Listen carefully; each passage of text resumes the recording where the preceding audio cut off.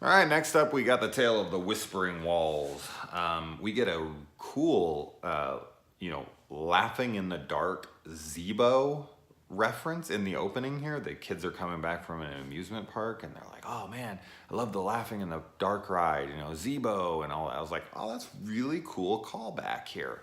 Um, I haven't been paying attention, but this episode reminded me that I want to start paying attention to make sure that, and I'm sure this is probably true, but I never even honestly thought about it, that the reoccurring characters that are in the stories here, like Professor Vink or Sardo or even Zebo like this or whatnot, are they being told by the same person every time? Like, is that their character? Like Zebo here, I can't remember who tells the Laughing in the Dark story, and if they are the person who tells this story in order to bring their own character from their other own story into this. And if not, then they kind of lifted that character from another person's story and injected it into theirs, which I think is as cool. Like, it's cool as well. Like, if you were there as part of the Midnight Society, you'd be like, "Hey, like, thanks for throwing a little bit of my character in there, just a little cute reference or something." So either way it works, but I'm curious on if Sardo is only in like Gary's stories. I can't remember who made him up in the first one. I'll have to go back and look because yeah. I wonder. Does anybody know the answer to that? I will definitely look into it. But anyway, let's stick to this episode.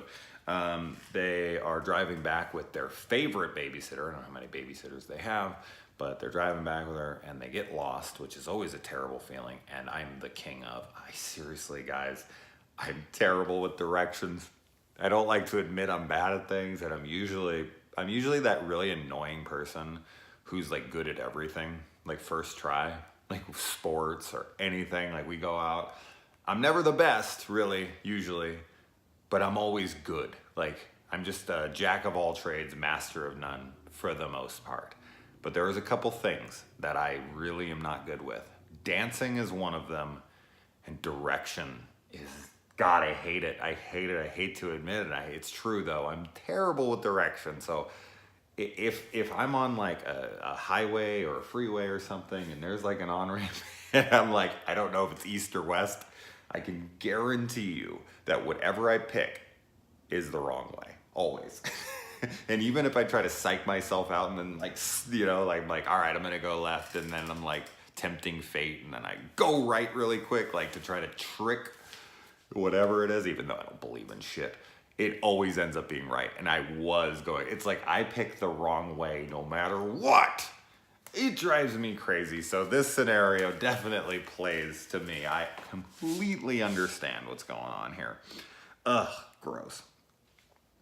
Anyway, so it is a full moon. This is 2 episodes in a row with full moons, and on a leap year. And this is the only time that these ghosts can come out is during those 2 occurrences at once, which I have to imagine is extremely rare, like crazy, crazy rare, to the point where these people would have had to been dead for centuries for that to happen. I'd be curious to know how many full moons fall on February the 29th. I can't imagine that happens but once every like 100 or so years. Like that would be a damn coincidence. And they even mention at the end, like, oh, we'll have to wait till the next leap year. And it's like, the next leap year ain't gonna have a full moon. Like, the odds are extremely low. So it's gonna be, it could be another 150 years before that happens again. And they go into this haunted house, which I thought was pretty cool. I thought the house being haunted, the way that they did it was actually neat, because they had like all these blank picture frames on the walls, and it just looked kind of odd because usually picture frames have pictures in them, right? And when they were all up on the wall with nothing in them, it actually kind of felt a little eerie, and it was like, oh, that's cool. I like that. And there's a lot of like, artistic people who do that kind of stuff. They just put frames on the wall with no art in them. But like a whole room of them, it does look odd. And then when they walk by them, like the ghosts would appear in them and kind of look at them like you're on the Haunted Mansion ride at Disneyland or something. The only real issue I have with this episode is like the main antagonist, like the ghost guy, is so lame. He's so lame looking. He's not intimidating. He's not scary. He's not anything. He's just some wimpy looking dude. It just didn't do anything for me personally. My kids even were like nervous until he got on screen, and they were like, anyway, these are 5-year-olds, so they could have casted him better. He was not menacing at all.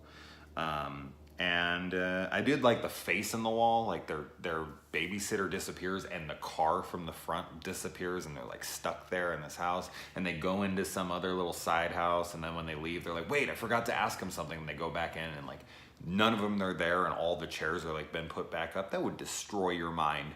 Like, you would believe instantaneously. If you'd never been a believer before, you'd be a believer then. But then they run back to the house, and their babysitter's gone, and they go in and they're looking for her, and then there's this like it kind of reminds me of the doorstop things, yeah, the little door knockers in Labyrinth, the faces that are protruding from the walls, but it like takes on the shape of their babysitter's face, and she's like, help me, I'm trapped in the wall. It's creepy, man. That was scary. The only thing that isn't scary in this episode is the thing that's supposed to be scary, which is the main villain. Everything else was really creepy. So if they could have had that, this would have been a great episode. It's still a really good episode. He hurts it, but besides that, yeah. And for some reason, like wind or like a breeze or a draft hurts the ghost. Like, he uses a little fan, and the guy's like, ah. Like, he's so wimpy that wind hurts him. Wow. Anyway, let's move on.